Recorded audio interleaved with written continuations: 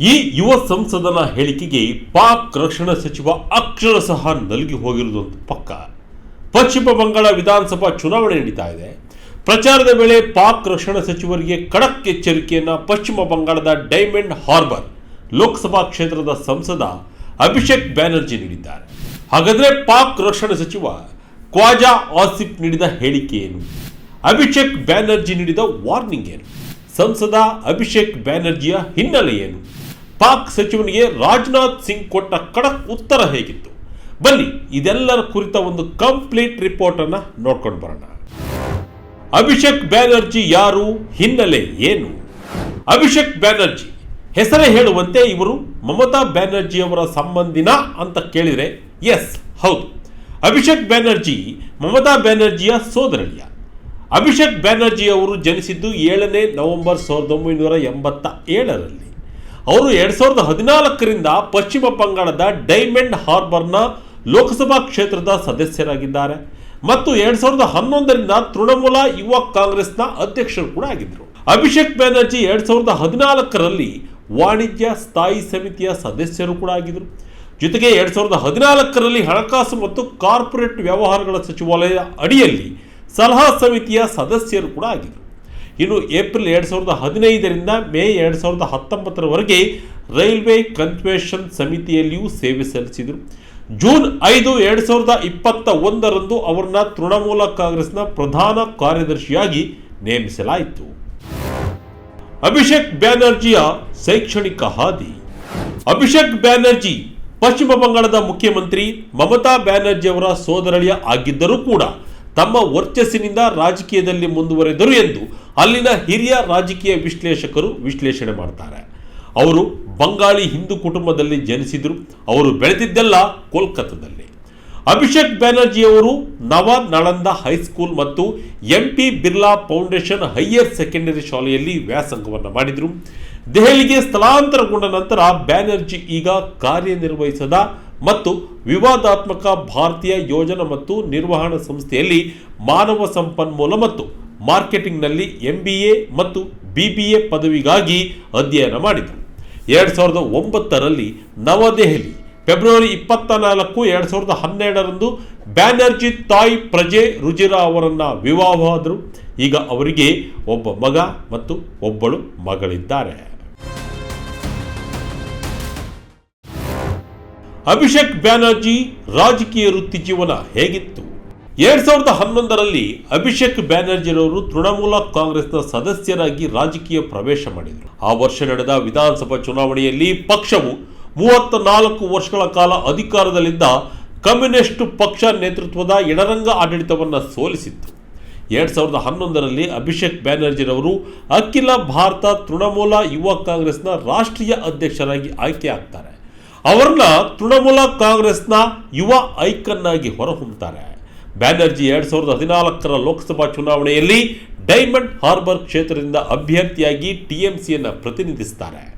ಅವರು ಹತ್ತಿರದ CPI-M ಎದುರಾಳಿಯನ್ನ ವ್ಯಾಪಕ ಅಂತರದಿಂದ ಸೋಲಿಸುತ್ತಾರೆ. ಆ ಸಮಯದಲ್ಲಿ ಬ್ಯಾನರ್ಜಿ ಕೆಳಮನೆಯಲ್ಲಿ ಅತ್ಯಂತ ಕಿರಿಯ ಸಂಸದರಾಗಿದ್ದರು. ಅವರು MP ಕಪ್ ಫುಟ್ಬಾಲ್ ಪಂದ್ಯಾವಳಿಯನ್ನು ಕೂಡ ಆಯೋಜನೆ ಮಾಡಿದರು. ತಮ್ಮ ಜಿಲ್ಲೆಯ ಯುವಕರು ಕ್ರೀಡೆ ಮತ್ತು ದೈಹಿಕ ವ್ಯಾಯಾಮದಲ್ಲಿ ಭಾಗವಹಿಸಲು ಪ್ರೋತ್ಸಾಹಿಸಲು ನಿರಂತರವಾಗಿ ಶ್ರಮಿಸಿದರು. ತಮ್ಮ ಮೊದಲ ಅವಧಿಯ ಯಶಸ್ವಿ ಮುಕ್ತಾಯದ ನಂತರ ಬ್ಯಾನರ್ಜಿ 2019ರ ಲೋಕಸಭಾ ಚುನಾವಣೆಯಲ್ಲಿ ಡೈಮಂಡ್ ಹಾರ್ಬರ್ನಿಂದ ಬಿಜೆಪಿಯ ಹತ್ತಿರದ ಎದುರಾಳಿಯನ್ನ 3,20,594 ಮತಗಳ ಅಂತರದಿಂದ ಸೋಲಿಸಿದರು. ಅಭಿಷೇಕ್ 2024ರ ಲೋಕಸಭೆಯ ಡೈಮಂಡ್ ಹಾರ್ಬರ್ ಕ್ಷೇತ್ರವನ್ನು ಸತತ 3ನೇ ಬಾರಿಗೆ 7,10,930 ಮತಗಳೊಂದಿಗೆ ಗೆಲ್ಲುವ ಮೂಲಕ ಹಿಂದಿನ ದಾಖಲೆಯನ್ನು ಕೂಡ ಮುರಿದಿದ್ದರು. ಪಾಕ್ಗೆ ಎಚ್ಚರಿಕೆ ಕೊಟ್ಟ ಅಭಿಷೇಕ್, ನುಗ್ಗಿಕೊಳ್ಳುತ್ತೇವೆ ಎಂದ ಬ್ಯಾನರ್ಜಿ. ಸದ್ಯ ಇದೀಗ ಪಶ್ಚಿಮ ಬಂಗಾಳದಲ್ಲಿ ವಿಧಾನಸಭಾ ಚುನಾವಣೆ ನಡೀತಾ ಇದೆ. ಪ್ರಚಾರಗಳು ಅಬ್ಬರದಿಂದ ನಡೀತಿದೆ. ಇದೇ ವೇಳೆ ಪಾಕ್ನ ರಕ್ಷಣಾ ಸಚಿವನ ಹೇಳಿಕೆಗೆ ಚುನಾವಣಾ ಪ್ರಚಾರ ರ್ಯಾಲಿಯಿಂದಲೇ ಖಡಕ್ ಆಗಿ ತಿರುಗೇಟು ನೀಡಿದ್ದಾರೆ. ಅಷ್ಟಕ್ಕೂ ಅಭಿಷೇಕ್ ಬ್ಯಾನರ್ಜಿ ಈ ರೀತಿ ಪಾಕ್ ಸಚಿವನ ಮೇಲೆ ಆಕ್ರೋಶಗೊಳ್ಳಲು ಕಾರಣವೇನು? ಪಾಕ್ ರಕ್ಷಣಾ ಸಚಿವ ಖ್ವಾಜಾ ಆಸಿಫ್ ಹೇಳಿದ್ದೇನು ಅನ್ನೋದನ್ನು ನೋಡ್ತಾ ಹೋಗೋದಾದ್ರೆ, ಒಂದು ವೇಳೆ ಭಾರತದೊಂದಿಗೆ ಸಂಘರ್ಷ ಉಂಟಾದರೆ ಕೋಲ್ಕತ್ತಾವನ್ನ ಗುರಿಯಾಗಿಸುವುದಾಗಿ ಪಾಕಿಸ್ತಾನದ ರಕ್ಷಣಾ ಸಚಿವ ಖ್ವಾಜಾ ಆಸಿಫ್ ನೀಡಿದ ಹೇಳಿಕೆಗೆ ಸದ್ಯ ಅಭಿಷೇಕ್ ಬ್ಯಾನರ್ಜಿ ಆಕ್ರೋಶ ವ್ಯಕ್ತಪಡಿಸಿದ್ದಾರೆ. ಕೇಂದ್ರದಲ್ಲಿ ಮಮತಾ ಬ್ಯಾನರ್ಜಿ ನೇತೃತ್ವದ ಇಂಡಿಯಾ ಮೈತ್ರಿಕೂಟ ಅಧಿಕಾರಕ್ಕೆ ಬಂದ ದಿನ ನಾವು ಅವರ ಮನೆಗೆ ನುಗ್ಗಿ ಕೊಲ್ಲುತ್ತೇವೆ ಎಂದು ಪಾಕಿಸ್ತಾನಕ್ಕೆ ಎಚ್ಚರಿಕೆಯನ್ನು ನೀಡಿದ್ದಾರೆ. ಕೋಲ್ಕತ್ತಾಕ್ಕೆ ಪಾಕಿಸ್ತಾನ ನೀಡಿರುವ ಬೆದರಿಕೆಗೆ ತೃಣಮೂಲ ಕಾಂಗ್ರೆಸ್ ಪ್ರಧಾನ ಕಾರ್ಯದರ್ಶಿ ಅಭಿಷೇಕ್ ಬ್ಯಾನರ್ಜಿ ತೀಕ್ಷ್ಣವಾಗಿ ಪ್ರತಿಕ್ರಿಯಿಸಿದ್ದಾರೆ. ಸಿಲಿಗುರಿಯಲ್ಲಿ ನಡೆದ ಚುನಾವಣಾ ರ್ಯಾಲಿಯಲ್ಲಿ ಮಾತನಾಡಿದ ಅಭಿಷೇಕ್ ಬ್ಯಾನರ್ಜಿ, ಕೇಂದ್ರದಲ್ಲಿ ಮಮತಾ ಬ್ಯಾನರ್ಜಿ ನೇತೃತ್ವದ ಇಂಡಿಯಾ ಮೈತ್ರಿಕೂಟ ಅಧಿಕಾರಕ್ಕೆ ಬಂದ ದಿನ ನಾವು ಅವರ ಮನೆಗೆ ನುಗ್ಗಿ ಕೊಲ್ಲುತ್ತೇವೆ ಎಂದು ಗುಡುಗಿದ್ದಾರೆ. ಇದರಿಂದ ಪಾಕ್ ರಕ್ಷಣಾ ಸಚಿವ ಹೇಳಿದ ಮಾತಿಗೆ ಅವರದೇ ಧಾಟಿಯಲ್ಲಿ ಉತ್ತರವನ್ನು ನೀಡಿದ್ದಾರೆ. ಮಮತಾ ಬ್ಯಾನರ್ಜಿ ಅವರ ನೇತೃತ್ವ ಹೇಳಿರುವುದು ಮತ್ತೊಂದು ಚರ್ಚೆಯನ್ನು ಕೂಡ ಹುಟ್ಟುಹಾಕಿದೆ. ಕೇಂದ್ರ ಸರ್ಕಾರದ ವಿರುದ್ಧವೂ ಕಿಡಿ, ಪಾಕ್ ಸಚಿವನ ಹೆಸರು ಬರೆದಿಟ್ಟಿದ್ದೇನೆ ಹುಷಾರ್. ಇನ್ನು ಇಷ್ಟಕ್ಕೆ ಸುಮ್ಮನಾಗದ ಅಭಿಷೇಕ್ ಬ್ಯಾನರ್ಜಿ ಕೇಂದ್ರ ಸರ್ಕಾರದ ವಿರುದ್ಧವೂ ಹರಿಹಾಯ್ದಿದ್ದಾರೆ. ಇತ್ತೀಚೆಗೆ ಪಾಕಿಸ್ತಾನದ ರಕ್ಷಣಾ ಸಚಿವ ಖ್ವಾಜಾ ಆಸಿಫ್ ರವರು ಭಾರತದೊಂದಿಗೆ ಸಂಘರ್ಷವೇನಾದರೂ ಸಂಭವಿಸಿದರೆ ಕೋಲ್ಕತ್ತಾವನ್ನು ಗುರಿಯಾಗಿಸಿಕೊಳ್ಳಲಾಗುವುದು ಎಂದು ಹೇಳಿಕೆ ನೀಡಿದ್ದರು. ಪಾಕಿಸ್ತಾನದ ಈ ಹೇಳಿಕೆಯನ್ನು ಉಲ್ಲೇಖಿಸಿ ಕೇಂದ್ರ ಸರ್ಕಾರದ ವಿರುದ್ಧ ಅಭಿಷೇಕ್ ಬ್ಯಾನರ್ಜಿ ಕಿಡಿಕಾರಿದ್ದಾರೆ. ಖ್ವಾಜಾ ಆಸಿಫ್ ರವರ ಹೆಸರನ್ನ ನಾನು ನನ್ನ ಪಟ್ಟಿಯಲ್ಲಿ ಬರೆದಿಟ್ಟಿದ್ದೇನೆ. ನಮ್ಮ ಮೈತ್ರಿಕೂಟ ಅಧಿಕಾರಕ್ಕೆ ಬಂದ ಕೂಡಲೇ ಪಾಕಿಸ್ತಾನಕ್ಕೆ ತಕ್ಕ ಶಾಸ್ತಿ ಮಾಡುತ್ತೇನೆ ಎಂದು ತಿರುಗೇಟು ನೀಡಿದ್ದಾರೆ. ಯುವ ಸಂಸದನ ಮಾತಿಗೆ ಪಾಕಿಸ್ತಾನ ಅಕ್ಷರಶಃ ನಲ್ಗಿ ಹೋಗಿರುವುದಂತೂ ಸತ್ಯ. ಪಾಕ್ಗೆ ರಾಜನಾಥ್ ಸಿಂಗ್ ತಿರುಗೇಟು. 1971ರ ಇತಿಹಾಸ ನೆನಪಿಸಿದ ಡಿಫೆನ್ಸ್ ಮಿನಿಸ್ಟರ್. ಪಾಕ್ನ ರಕ್ಷಣಾ ಸಚಿವನ ಹೇಳಿಕೆಗೆ ಕೇಂದ್ರ ರಕ್ಷಣಾ ಸಚಿವ ರಾಜನಾಥ್ ಸಿಂಗ್ ಖಡಕ್ ಆಗಿ ತಿರುಗೇಟು ನೀಡಿದ್ದಾರೆ.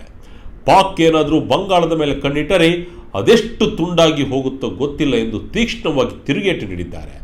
ಜೊತೆಗೆ 1971ರಲ್ಲಿ ಯುದ್ಧದಲ್ಲಿ ಪಾಕಿಸ್ತಾನವನ್ನು 2 ವಿಭಜನೆಯಾಗಿ ಮಾಡಿದ್ದಕ್ಕಿಂತ ಹೆಚ್ಚಾಗಿ ವಿಭಜನೆ ಮಾಡಲಿದ್ದು ಅದನ್ನು ದೇವರೇ ಬಲ್ಲ ಎಂದು ಖಾರವಾಗಿ ಪ್ರತಿಕ್ರಿಯಿಸಿದ್ದಾರೆ.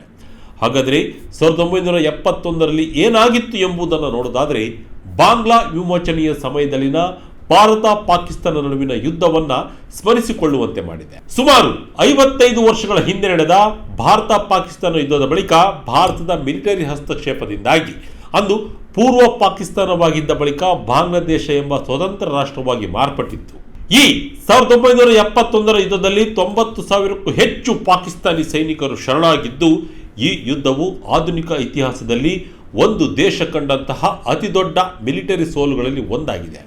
ಹೀಗೆ ಈ ಯುದ್ಧವನ್ನು ಉಲ್ಲೇಖಿಸುವ ಮೂಲಕ ಬಂಗಾಳ ಸೇರಿದಂತೆ ಭಾರತದ ಮೇಲಿನ ಯಾವುದೇ ಸಂಭಾವ್ಯ ಆಕ್ರಮಣಗಳು ಸಹ ಭಾರತದಿಂದ ಪ್ರತಿಕ್ರಿಯೆ ತೀಕ್ಷ್ಣವಾಗಿರುವಂತೆ ಮಾಡಲಿದೆ ಎಂಬ ಸ್ಪಷ್ಟ ಸಂದೇಶವನ್ನು ರಾಜನಾಥ್ ಸಿಂಗ್ ರವಾನೆ ಮಾಡಿದ್ದಾರೆ.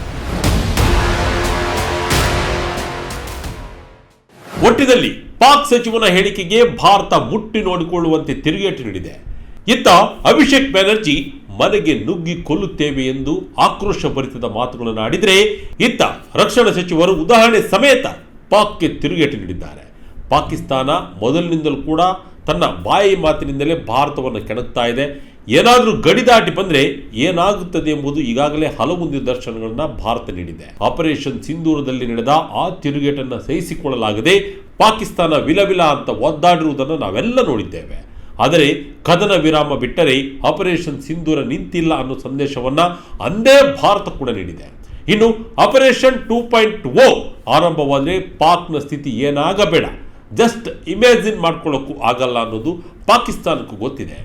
ಸದ್ಯ ಮಾತಿನಿಂದ ತಿರುಗೇಟು ನೀಡಿರುವ ಭಾರತವನ್ನು ಮತ್ತೇನಾದರೂ ಕೆಣಕಿದ್ರೆ ಮುಂದೆ ಏನಾಗುತ್ತದೆಯೋ ಕಾದು ನೋಡಬೇಕಿದೆ. ಇದಾಗಿತ್ತು ಈ ಕ್ಷಣದ ಇಂಟ್ರೆಸ್ಟಿಂಗ್ ಸ್ಟೋರಿ. ಇದೇ ರೀತಿಯ ಸ್ಟೋರಿಗಾಗಿ Vijaya Karnataka website, YouTube page, Facebook page follow ಮಾಡ್ತಾ ಇರಿ. ಧನ್ಯವಾದಗಳು.